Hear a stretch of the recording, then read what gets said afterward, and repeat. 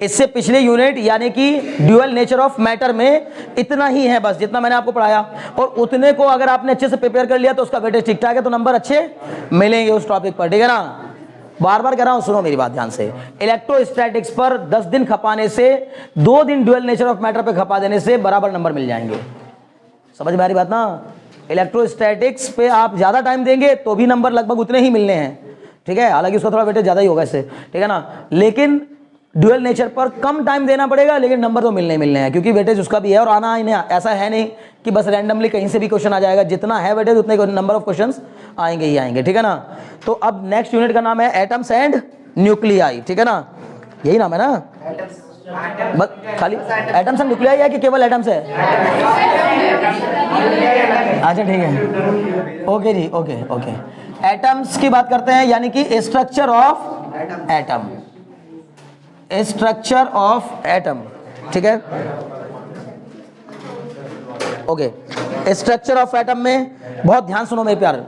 सबसे पहली बात, वही पुरानी कहानियां हैं। स्ट्रक्चर ऑफ एटम मतलब हम लोग एटम के स्ट्रक्चर को जानने के जब शुरुआत करनी शुरू की तो कई सारे मॉडल ऐसे आए जिनको बाद में गलत कहकर रिजेक्ट कर दिया गया, ठीक है ना। कौन कौन से मॉडल? जैसे थॉमसन एटॉमिक मॉडल, ठीक है ना। तो थॉमसन का एटॉमिक मॉडल बोलिए, वही वाटरमेलन मॉडल भी था ना, वाटरमेलन मॉडल, ठीक है ना। क्या कहता है कि एटम जो है वो ऐसे है जैसे तरबूज होता है, और उसमें जो तरबूज का जो लाल पार्ट होता है वो एटम के न्यूक्लियस के जैसा है, मतलब वैसे ही है जैसे पूरा पूरा मास, और उसके अंदर इलेक्ट्रॉन एम्बेडेड रहते हैं। जैसे काले काले बीज एम्बेडेड रहते हैं तरबूज में, वैसे ही एटम के अंदर इलेक्ट्रॉन्स एम्बेडेड रहते हैं। एम्बेडेड का मतलब धसे हुए, मतलब वो ये नहीं मान रहा था कि इलेक्ट्रॉन रिवॉल्व करते हैं। तो ये मॉडल कुछ काम का नहीं था, इस मॉडल को नकार दिया गया। बाद में रदरफोर्ड का अल्फा स्कैटरिंग एक्सपेरिमेंट आया, प्लीज ध्यान दें, रदरफोर्ड का अल्फा स्कैटरिंग एक्सपेरिमेंट। उस अल्फा स्कैटरिंग एक्सपेरिमेंट में रदरफोर्ड ने क्या किया, गोल्ड की एक फॉइल लेकर उस फॉइल पर अल्फा पार्टिकल की बम्बार्डमेंट कराई, और गोल्ड की फॉइल पर अल्फा पार्टिकल की बम्बार्डमेंट करा देने के बाद उसने पाया कि यार मैंने बीच में पर्दा लगाया हुआ है गोल्ड का, और अल्फा पार्टिकल पार हो जा रहे हैं। समझ में आ रही बात ना। एक दीवार खड़ी करने के बाद अल्फा पार्टिकल पार हो गए, किससे? वो कुछ गोल्ड की फॉइल की दीवार बनाई हमने, उससे पार कर गए, और पार करने में भी देखा कि मोस्टली अल्फा पार्टिकल पास हो गए, ठीक है ना। मोस्टली 99% अल्फा पार्टिकल क्या हो गए, पास हो गए। उनके पास हो जाने से क्या नतीजा निकला कि ये जो गोल्ड की फॉइल है, इस फॉइल में इसका मतलब बहुत सारी जगह खाली है। ये हमें बस दिख रहा है कि नहीं पूरी भरी हुई है। फॉइल जैसे पन्नी आपको दिखती है तो पूरी दिखती है, लेकिन उस पन्नी से पार हो जाएंगे। समझ में आ रही बात ना। या गोल्ड की फॉइल से क्या हो गए, पार हो गए अल्फा पार्टिकल। उनके पार हो जाने से पता चला कि गोल्ड की फॉइल में बहुत ज्यादा स्पेस एम्प्टी है। अब उसने कहा जो गोल्ड की फॉइल है ये कोई अकेली तो है नहीं, ये एटम से मिलकर बनी है, इसका मतलब एटम्स में बहुत सा स्पेस खाली है। समझ में आ रही बात ना, बहुत अच्छे। वेरी फ्यू अल्फा पार्टिकल, मतलब few alpha particle deviated from its path. कुछ अल्फा पार्टिकल अपने पाथ से डेविएट हो गए, और कैसे डेविएट हुए, रिफ्लेक्ट हुए। मतलब किस तरह से, यानी कहने का मतलब ये हुआ कि यहां पर ये जो गोल्ड की फॉइल का न्यूक्लियस था, यहां पर कुछ अल्फा पार्टिकल आए तो ये सीधे निकल गए, सॉरी ये तो आपका ये इधर डेविएट हो गया, ये यहां से ऐसे डेविएट हो गया, और ये सीधे निकल गए, ठीक है ना। मोस्टली तो क्या हो गए, सीधे निकल गए, ज्यादातर तो सीधे निकल गए। ये मैंने बड़ा दिखा दिया, बहुत न्यूक्लियस है ये, समझ में आ रही बात ना। तो इसके आसपास से गुजर गए, ठीक है ना, बहुत सारे। ये आएगा तो क्या करेगा, एक अल्फा पार्टिकल यहां से आया ऐसे गुजर गया, ठीक है ना। तो कहने का मतलब ये हुआ कि 99 या 98% अल्फा पार्टिकल तो पास हो गए। उनमें से बचे 1-2% पार्टिकल, वो 1-2% में से कुछ पार्टिकल अपने पाथ से डेविएट हो गए, पार वो भी हो गए, लेकिन उनको देखा यह गया कि वो अपने पाथ से भटक गए। मतलब जाना चाहिए था सीधा, लेकिन क्या हुआ, थोड़ा सा डेविएट हुए अपने पाथ से, ठीक है ना। इस डेविएशन से पता चला कि इसका मतलब कोई ना कोई है जो इनके रास्ते में क्या कर रहा है, इनको डिफ्लेक्ट कर रहा है, धक्का दे रहा है। ये जाना, कोई व्यक्ति जाना चाहता है सीधे और चला गया ऐसे, तो किसी ना किसी ने इसको इधर की ओर क्या किया होगा, रिपेल किया होगा, धक्का दिया होगा। तो इस रिपल्शन के कारण पता चला कि alpha particle positively charge particle है, तो यहां पर भी कोई ना कोई पॉजिटिवली चार्ज पार्टिकल मौजूद है जो किसको क्या कर रहा है, रिपेल कर रहा है। समझ में आ रही बात ना। तो अल्फा पार्टिकल को रिपल्शन से न्यूक्लियस पर पॉजिटिव चार्ज का होने का पता चला। साथ ही साथ वेरी फ्यू अल्फा पार्टिकल, बहुत ही कम अल्फा पार्टिकल ऐसे थे जो कि सीधे गए और टकरा के वापस लौट आए। इस न्यूक्लियस से टकराकर वापस, मतलब जो बिल्कुल सीधे न्यूक्लियस को टारगेट कर रहे थे उनको न्यूक्लियस पर मौजूद चार्ज ने वापस रिपेल कर दिया, रिबाउंड हो गए, ठीक है ना, वापस। बल्कि रिबाउंड का मतलब, रिबाउंड तो तब होता है जब टकरा के वापस आते, टकराए ही नहीं। समझ में आ रही बात ना? ये अल्फा पार्टिकल यहाँ गया और यहीं से वापसी, यहाँ गया यहीं से यू टर्न ले लिया। समझ में आ रही बात ना? ये क्यों कह रहा हूं मैं कि ये टकराए नहीं, रिबाउंड, क्योंकि भाई अगर टकरा जाता तो बात ही क्या रह गई थी, टकराए नहीं। क्यों नहीं टकराए? क्योंकि जैसे जैसे ये अल्फा पार्टिकल उसके करीब जाएगा तो काइनेटिक एनर्जी घटेगी और इलेक्ट्रोस्टैटिक पोटेंशियल एनर्जी बढ़ेगी। समझ में आ रही बात ना? चार्ज के बीच में दूरी जितनी कम होती जाएगी, electrostatic potential energy between the two charge particle 1/4 pi epsilon naught Q1 Q2 upon R, Q1 Q2 upon R, याद है? तो दूरी जितनी कम होगी पोटेंशियल एनर्जी उतनी ज्यादा होगी। अब ये इलेक्ट्रोस्टैटिक पोटेंशियल एनर्जी आई कहां से? सर वो जो काइनेटिक एनर्जी है वो रिड्यूस होती गई और ये पोटेंशियल एनर्जी बढ़ती गई। समझ में आ रही बात ना? और यही एक पॉइंट ऐसा आएगा जहां पर पहुंच करके ये इसको वापस कर देगा, बोलेगा इसके आगे अब आने की जरूरत नहीं है। समझ में आ रही बात ना? वो दूरी जिस मिनिमम दूरी पर, मतलब जहां मैक्स टू मैक्स जहां तक जा सकता है या न्यूक्लियस के जितना करीब पहुंच सकता है, उसी डिस्टेंस को कहा जाता है क्लोजेस्ट डिस्टेंस ऑफ अप्रोच। मतलब कोई पार्टिकल कितना क्लोजेस्ट जा सकता है न्यूक्लियस के, ठीक है ना? समझ में आ रही बात? क्लोजेस्ट डिस्टेंस ऑफ अप्रोच, वो आएगा अभी टॉपिक, ठीक है? लेकिन पहले आप इसी को समझ लो। तो अभी फिलहाल कुल मिला जुलाकर रदरफोर्ड के एक्सपेरिमेंट में कितने, तीन एक्सपेरिमेंट में तीन बातें देखने को मिली। मोस्टली अल्फा पार्टिकल पास हो गए, कुछ अल्फा पार्टिकल डेविएट हो गए और very few alpha particle rebound हो गए। रिबाउंड भी कह सकते हो, यही कह सकते हो वापस लौटा है अपने ही पाथ पर, रिट्रेस कर गए। क्लियर? इन तीन बातों से तीन नतीजे निकले। पहला नतीजा निकला कि ज्यादातर बाहर निकल गए, मतलब खाली स्पेस था, कोई रास्ते में मिला ही नहीं, रुकावट आई नहीं, सीधे निकल गए। इसका मतलब most of the space empty है। क्लियर है? और सर डेविएशन से पता चला कि इसका मतलब कोई ना कोई पार्टिकल वहां पर मौजूद है जो कि इसी के जैसी नेचर रखता है, और जिस नेचर का अल्फा पार्टिकल है उसी नेचर का कोई ना कोई पार्टिकल है जो कि क्या कर रहा है, उसको डेविएट कर रहा है, डिफ्लेक्ट कर रहा है, ठीक है ना, रिपेल कर रहा है। और जो वापस बीच में से लौट का है उससे पता चला कि वो जो चार्ज पार्टिकल है, वो जो चार्ज है, वो चार्ज बहुत ही छोटे एरिया में मौजूद है, मतलब बहुत ही कॉम्पैक्ट जगह पर है, क्योंकि बहुत ही कम पार्टिकल है जो वापस लौट आए हैं। वापस वही लौट के आया होगा जो सीधा उसी को टारगेट कर रहा होगा। इसका मतलब है कि न्यूक्लियस का जो साइज है वो बहुत छोटा है। समझ में आ रही बात ना? अभी कोई डाउट है तो बताओ। ओके जी, ये रदरफोर्ड का अल्फा स्कैटरिंग एक्सपेरिमेंट है। एक्सपेरिमेंट मैंने बता दिया, ज़्यादा इसमें कुछ करने की जरूरत नहीं है, ठीक है ना, इतना ही है। फिर रदरफोर्ड का एटॉमिक मॉडल आ जाता है। ये एक्सपेरिमेंट था जो मैंने बताया, ठीक है। मॉडल पे आ जाओ। मॉडल में इसने क्या क्या बताया? मॉडल मतलब क्या होता है? एक्सपेरिमेंट तो ये किया, करने के बाद एक नतीजा निकला, नतीजे के बाद एक कंक्लूजन दिया लोगों को। उस कंक्लूजन को क्या नाम दिया जाता है? मॉडल। तो मॉडल क्या है सुनिए। इसने कहा with the Thomson model of the atom the alpha particle would be expected to be only slightly deflected by collision with the reflection. ये सब कुछ नहीं, बस आप रदरफोर्ड के मॉडल पे आइए। इसने कहा an atom may be regarded as the sphere of diameter 10⁻⁻10 metre. मतलब कुल मिलाकर कोई भी एटम को हम एक स्फीयर की तरह ट्रीट कर सकते हैं जिसकी डायमीटर लगभग 10⁻⁻10, मतलब कि एंगस्ट्रॉम के ऑर्डर की होगी, ठीक है ना, एंगस्ट्रॉम के ऑर्डर की होगी डायमीटर, ठीक है ना, diameter. Okay, but whole of the positive charge and almost the entire mass, whole of the positive charge and entire mass, पूरा मास और पूरा चार्ज कहां पर? पॉजिटिव चार्ज, पूरा पॉजिटिव चार्ज और पूरा मास कहां पर लाई करता है? Is concentrated in a very small central core. कहां पर लाई करेगा? उस एटम के सेंट्रल कोर पर लाई करता है। Whole of the positive charge and entire mass, almost entire mass. Almost entire mass मतलब पूरा तो नहीं, क्योंकि इलेक्ट्रॉन बाहर रहते हैं तो इलेक्ट्रॉन का भी मास कुछ ना कुछ होता है, पर बहुत कम होता है, नेग्लिजिबल, ठीक है। तो एंटायर मास और पॉजिटिव चार्ज बहुत ही स्मॉल एरिया में रहता है। ये सब रदरफोर्ड का बताया हुआ है, मॉडल था उसका ये, ठीक है ना। उसके स्मॉल पार्ट में रहेगा, जिस स्मॉल कॉन्सेंट्रेटेड कोर को या उस स्मॉल कोर को इसने क्या नाम दिया? न्यूक्लियस नाम दिया, ठीक है ना। इसने बोला ये जो कोर है स्मॉल सेंट्रल कोर, इसको हम न्यूक्लियस कहेंगे, ठीक है ना। इसकी डायमीटर लगभग 10⁻⁻14 मीटर के ऑर्डर की होती है। समझ मेरी बात ना?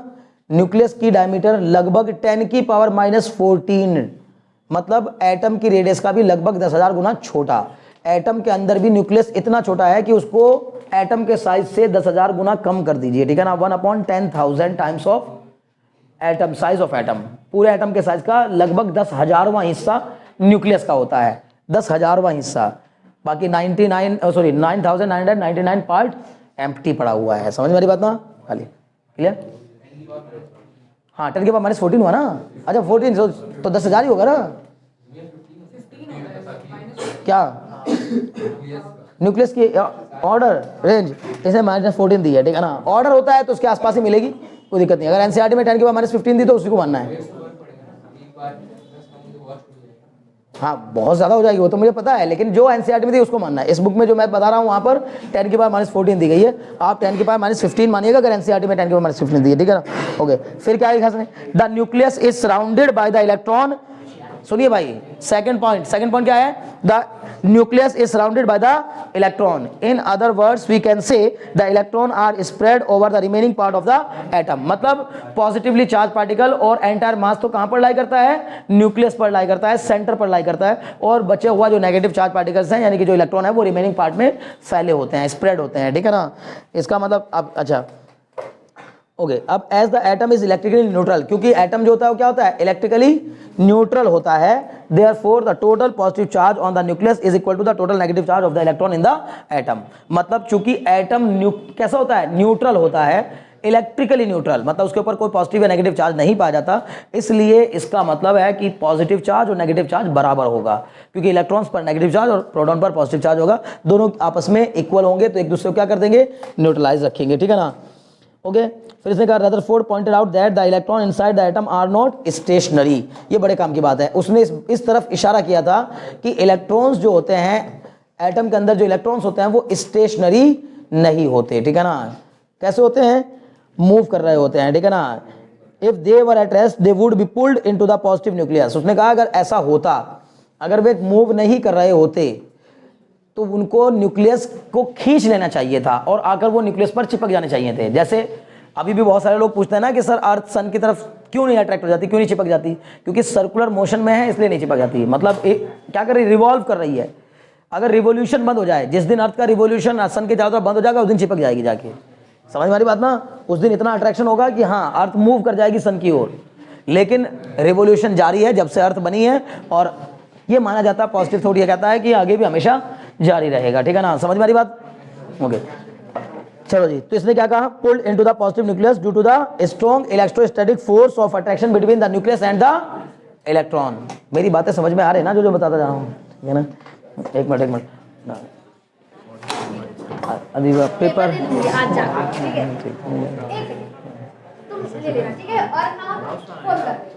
ठीक, चलो ठीक है, ओके जी। क्या बताया भाई, समझ गए ना बात, बस इतना ही है। रदरफोर्ड का एटॉमिक मॉडल इतना ही है। मुझे उम्मीद है कि ये बात लिखवाने के लायक नहीं है, समझ रहे हो ना।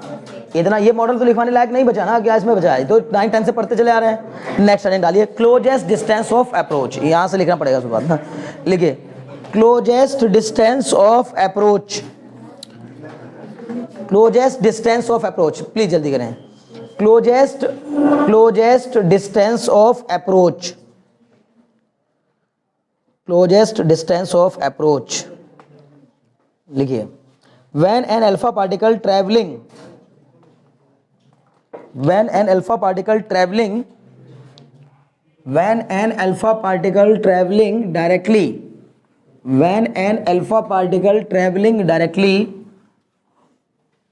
towards the nucleus, when an alpha particle traveling directly towards the nucleus,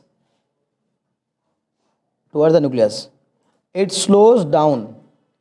क्या हो जाता है, इसकी स्पीड धीमी होती जाती है। it slows down as it approaches the nucleus, जैसे जैसे न्यूक्लियस के करीब पहुंचता है। as it, सुनिए, it slows down as the alpha particle traveling directly towards the nucleus, it slows down as it approaches the nucleus। हो गया यहां तक, as it approaches the nucleus, मतलब अल्फा पार्टिकल जो कि सीधे न्यूक्लियस की ओर ही जा रहा था, जैसे जैसे वो न्यूक्लियस के करीब जाता है वैसे वैसे उसकी स्पीड धीमी होती जाती है, ठीक है ना। At a certain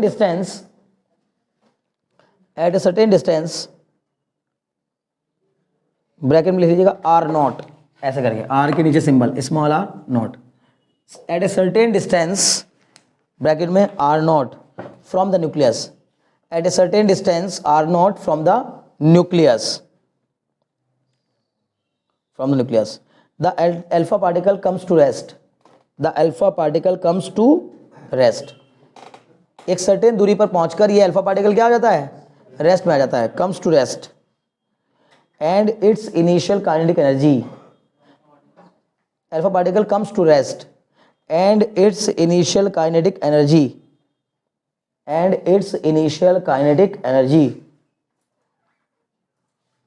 is completely converted into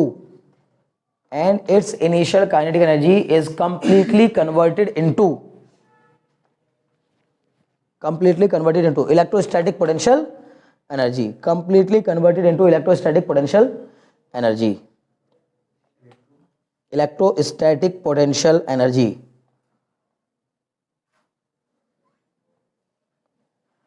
The distance from the nucleus, full stop के बाद लिखिएगा, full stop, the distance from the nucleus at which the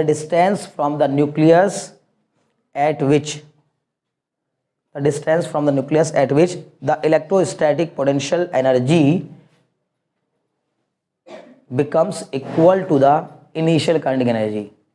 The distance from the nucleus at which the electrostatic potential energy becomes equal to the initial kinetic energy of the alpha particle. Initial kinetic energy of the alpha particle becomes equal to the kinetic energy of the initial kinetic energy of the alpha particle. Initial kinetic energy of the alpha particle is known as closest distance of approach. ऐसा समझिए, मान लीजिए कि ये atom है, इस atom के अंदर ये क्या है, ये न्यूक्लियस है, ठीक है, एटम के अंदर ये न्यूक्लियस है, इस न्यूक्लियस की ओर एक अल्फा पार्टिकल आ रहा है, भाई कहाँ चला गया, ठीक है, देखिए क्लोजेस्ट डिस्टेंस ऑफ अप्रोच, ये अल्फा पार्टिकल इसकी ओर आ रहा है और यहीं से मुड़ के वापस हो गया, समझ गए, प्लीज कॉन्सेंट्रेट योर माइंड। यहां से चला एक अल्फा पार्टिकल एक इनिशियल काइनेटिक एनर्जी लेकर, ये आपका एटम है और ये एटम के अंदर क्या है, न्यूक्लियस है, ठीक है ना,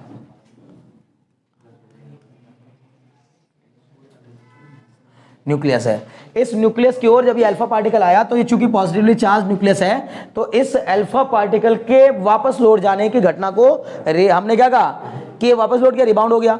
अब ये जहां से रिबाउंड हुआ मतलब न्यूक्लियस के जितना करीब पहुंच पाया उस डिस्टेंस को ही कहा जाता है बच्चों, यहां से लेके यहां तक की दूरी को कहा जाता है क्लोजेस्ट डिस्टेंस ऑफ अप्रोच। जैसे सपोज कर लीजिए कि आप मुझ तक मेरी तरफ चले आ रहे हो और मैं आपको रिपेल करता जा रहा हूं, तो आप अगर यहां तक ही बस पहुंच पाए तो समझ लो कि आप कितना क्लोज आ चुके हैं मुझसे। तो closest distance of approach, approach लगाने की सबसे करीबी दूरी कितनी हो सकती है, तो सर इसने इतना अप्रोच किया कि इसके बीच में बस इतनी दूरी रह गई, यानी कि इसके करीब पहुंच चुका है, इतना करीब पहुंच चुका है। क्लियर है इतनी बात ना, क्लोजेस्ट डिस्टेंस ऑफ अप्रोच। इसकी वैल्यू निकालनी होगी तो क्या करोगे, हमने अभी भी क्या पढ़ा कि सर इनिशियल काइनेटिक एनर्जी जो लेकर चला था कौन, अल्फा पार्टिकल, वो इनिशियल काइनेटिक एनर्जी जब पूरी तरीके से किस में बदल जाएगी, इलेक्ट्रोस्टैटिक पोटेंशियल एनर्जी में बदल जाएगी, तो समझ जाइए रुक जाएगा या रुकने के नहीं वापस लौट आएगा। तो half M you square is equal to, this is initial kinetic energy of the alpha particle, this becomes equal to, बोलिए ना भाई, इलेक्ट्रोस्टैटिक पोटेंशियल एनर्जी ऑफ, बोलिए Q1 Q2 upon R naught, Q1 Q2 upon R naught. आप मुझे कोई बताएगा 1/2 mu square is equal to 1/4 pi epsilon naught, Q1 की value small ई के इक्वल, भाई चार्ज ऑफ इलेक्ट्रॉन तो उतना ही होता है ना, लेकिन चार्ज ऑफ अल्फा पार्टिकल कितना होता है बोलो, चार्ज नहीं सॉरी यहाँ पे चार्ज ऑफ प्रोटॉन कितना होगा सर, अगर ये एटम जिस एटम की ओर वो आ रहा है उस एटम का एटॉमिक नंबर पे डिपेंड करेगा, भाई नंबर ऑफ प्रोटॉन कितने होंगे वहां, नंबर ऑफ प्रोटॉन Z के इक्वल। अगर इसका एटॉमिक नंबर Z है, मतलब जैसे मान लीजिए कोई भी एटम है, एल्युमिनियम का एटम है तो 13 प्रोटॉन होंगे, समझ मेरी बात ना, तो इसका मतलब ZE, ये तो हो गया Q1, Q2 कितना होगा into 2E। Sir alpha particle का चार्ज प्रोटॉन के चार्ज का 2 गुना होता है और मास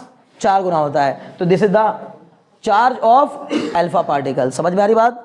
अपॉन में कितना, दूरी कितनी है R0, बताओ यहाँ तक कोई डाउट हो तो, मुझे इस R0 की वैल्यू निकालनी है, बताइए निकाल कितनी आएगी, ठीक है ना, ये R0 आ जाएगा आपका, R0 is equal to 1/4 pi epsilon naught, 1/4 pi epsilon naught is into में बताइए कितना आएगा 2 उधर 2 टू जा 4 4 जेड ई स्क्वायर। नहीं समझ पा रहे हो मैं क्या लिख रहा हूं?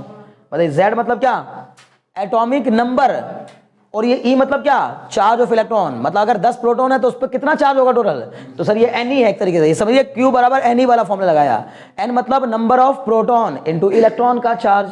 प्रोटॉन और इलेक्ट्रॉन का चार्ज का मैग्नीट्यूड तो सेम ही होता है ना, इसलिए जेड इनटू ई स्क्वायर। तो कुल मिला जुलाकर कितना बन जाएगा 4 जेड ई स्क्वायर अपॉन बोलो ना एम यू स्क्वायर। क्या यही फॉर्मूला बनेगा? देख लो ना यार।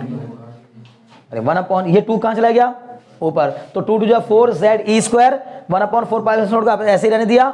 एम यू स्क्वायर कहां जाएगा नीचे, आर नोट कहां चला जाएगा ऊपर। नहीं समझे? मेरे को आर नोट निकालना है ना भाई, तो मैं आर नोट को इधर ले गया तो आर नोट ऊपर चला गया, एम यू स्क्वायर नीचे चला गया। फॉर्मूला बन के आ गया आपके पास r not is equal to 1 upon 4 pi epsilon not Z E square upon 4 z E square upon m you square. Okay हो गया? यहां तक कोई डाउट है? बहुत अच्छे। नेक्स्ट लिखो, नेक्स्ट डालो impact parameter. Impact parameter, impact IMPACT impact parameter. Parameter perimeter नहीं है, इंपैक्ट पैरामीटर। ठीक है लिखें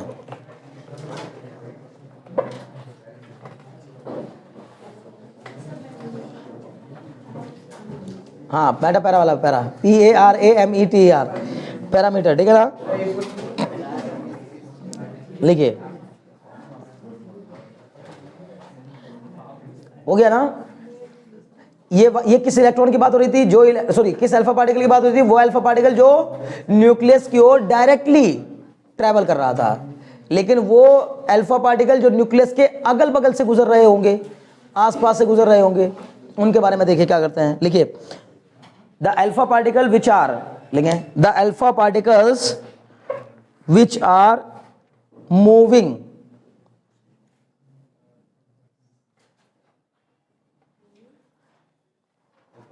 the alpha particle which are moving along that path which is near to the nucleus of the along that path which is near to the nucleus of the atom। मतलब एकदम सामने तो नहीं आया उसके, लेकिन न्यूक्लियस के आसपास से। मतलब कहने का ये वाले की बात हो रही है, इस वाले की बात हो रही है। ये कितना डेविएट हुआ ये देखना है। समझ गए ना? क्या लिखा? टुवर्ड्स द अच्छा nucleus of the atom. Okay scatters along, scatters मतलब बिखर जाते हैं। स्कैटर ठीक है ना? देखिए scatters along the path making an angle, scatters along the path making an angle theta, scatters along the path making an angle theta with the initial path, making an angle theta with the initial path। Okay हो गया? Next में लिखिए the scattering of alpha particle, the scattering of alpha particle, the scattering of alpha particle from the nucleus, the scattering of alpha particle from the nucleus depends upon the impact parameter। The scattering of alpha particle from the nucleus depends upon the impact parameter। ये हो गया हमारा यहाँ पर क्या ZE देखिएगा है ना, impact parameter।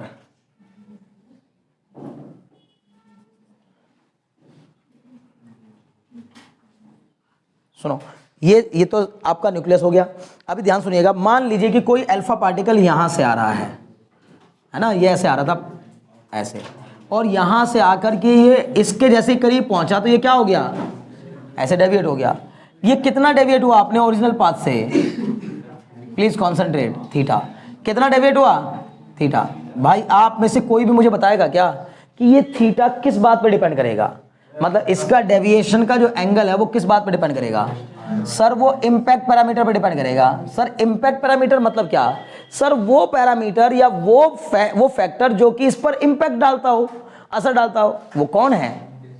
Distance distance of the line of motion of the alpha particle and the line of nucleus of alpha particle। नहीं समझे? इसके जितना करीब से गुजरेगा उतना ही ज्यादा स्कैटर होगा। समझ मेरी बात ना? एंगल ऑफ डेविएशन उतना ही ज्यादा होगा। पकड़ मेरी बात? अगर करीब से बिल्कुल सामने से आएगा 180 डिग्री का एंगल लेकर के वापस चला जाएगा 180 डिग्री। समझ मेरी बात ना? यू टर्न मतलब 180 डिग्री। और अगर उसके साथ जितना करीब से गुजरेगा मींस इन दोनों के बीच में जितनी दूरी होगी उस पर डिपेंड करेगा। दोनों के बीच की डिस्टेंस को हम स्मॉल बी से रिप्रेजेंट करते हैं। इसी बी को कहा जाता है इंपैक्ट पैरामीटर। समझ मेरी बात ना? Impact parameter. ठीक है, तो लिखिए अगले लाइन में लिखिए अब the impact parameter of an alpha particle is defined as the impact parameter of an alpha particle. बस ये लास्ट टॉपिक है, इसको करा के छुट्टी करेंगे। लिखिए the impact parameter of an alpha particle, the impact parameter of an alpha particle is defined as the impact parameter of an alpha particle is defined as the perpendicular distance of the is defined as the perpendicular distance of the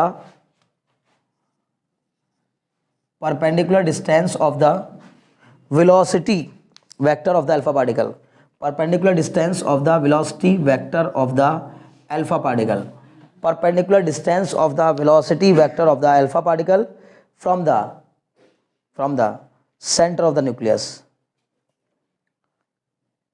perpendicular distance of the velocity vector of the alpha particle from the center of the nucleus when it is far away from the atom, when it is far away from the atom, okay, when it is far away from the atom। हो गया? मान जाओ। it is denoted by b, लिखो it is denoted by small b। ठीक है, नहीं रहने दो यार, क्या करना है। it is denoted by small b। लिखिए फॉर्मूला क्या हो जाएगा स्मॉल बी का, एक मिनट ना, small B equal to, formula देखिए स्मॉल बी इक्वल टू, भाई डायरेक्ट फॉर्मूला है, आपको यार चिंता नहीं करनी इसकी। Small B equal to 1/4 pi epsilon not Z E square cot, ध्यान दीजिएगा, Z E square cot theta by 2, Z E square cot theta by 2 upon 1/2 M you square. Please concentrate, ये डायरेक्ट फॉर्मूला याद करना है, ज्यादा और इसमें if and but नहीं लगाना है कि भैया ये कहां से कैसे क्या, छोड़ उसको। b equal to 1/4 pi epsilon not Z E square cot theta by 2 upon 1/2 M you square. What do you mean by 1/2 M you square? Very good, 1/2 M you square. बस आपको पता होना चाहिए initial kinetic energy. Sir what is Z?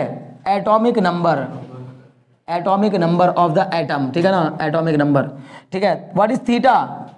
Scattering angle, ठीक है ना, angle of scattering या scattering angle जो आप चाहो, ठीक है ना, लिख दो स्कैटरिंग एंगल, मतलब जितने एंगल पर वो क्या हुआ है, स्कैटर हुआ है। 1/2 एम यू स्क्वायर मैंने बता दिया। और ई तो पता चल ही रहा है, ई क्या है, चार्ज ऑफ इलेक्ट्रॉन। हाँ भाई, नहीं कुछ नहीं, डेरिवेशन नहीं है हमारे सिलेबस में, ठीक है ना, परेशान होती। ठीक है, बस आपको इतना बताना है, अगर मैंने आपसे कह दिया if the impact parameter is 0, if the impact parameter is 0 then what is the scattering angle? if the impact parameter is 0 what is the scattering angle? 180 degree. यहां पर b की वैल्यू 0 रख के देखना, वो आ जाएगा। नहीं समझे भाई? इसको 0 रखोगे तो बाकी सारे टर्म 0 हो जाएंगे। नहीं समझे? लिखे if impact parameter is equal to 0, if impact parameter is equal to 0 है ना, is equal to 0, ओके जी, मतलब थीटा इक्वल टू 0। अगर थीटा 0 होगा, नहीं impact parameter B equal to 0, अगर बी को 0 रख दूंगा तो बताओ कितना आएगा ये? सर ये हो जाएगा भाई, ऐसे लिख दूं क्या, के कॉट थीटा बाई 2। नहीं समझे? तो ये सब के कहां चले गए? सर ये हो जाएगा कॉट थीटा बाई 2 बराबर 0। बताओ कॉट में 0 कितने की वैल्यू होती है? कॉट 90 की वैल्यू होती है ना शायद, कॉट 90। तो कॉट 90 की वैल्यू कितनी? 0। इसका मतलब सर थीटा अपॉन 2 कितने के इक्वल? 90 के इक्वल। तो यहां से थीटा कितना आ जाएगा? 180 डिग्री। बोलो प्रूफ हो गया कि नहीं? बात समझिए, अगर इंपैक्ट पैरामीटर 0 होगा तो स्कैटरिंग एंगल 180 डिग्री हो जाएगा। मतलब अगर कोई अल्फा पार्टिकल का ये स्मॉल बी है, 0 हो जाएगा। 0 होना मतलब इसी लाइन पे आएगा, वापस लौट जाएगा 180 डिग्री के एंगल पर। पूरे बात समझ आ रही कि नहीं? बहुत अच्छी। ये फॉर्मूला बहुत इंपॉर्टेंट है, याद रख लीजिएगा, बस याद रखना है, याद, इसमें ज़्यादा कुछ दिमाग नहीं लगाना है, ठीक है ना। ओके, आज के लिए इतना काफ़ी है, नेक्स्ट क्लास में मिलेंगे तो इसका ही कहानी, मतलब रेडियस ऑफ एटम, और सब बाकी चीज़ें पढ़ रहे होंगे, ठीक है ना, वेलोसिटी ऑफ एन एटम, ठीक है। चलिए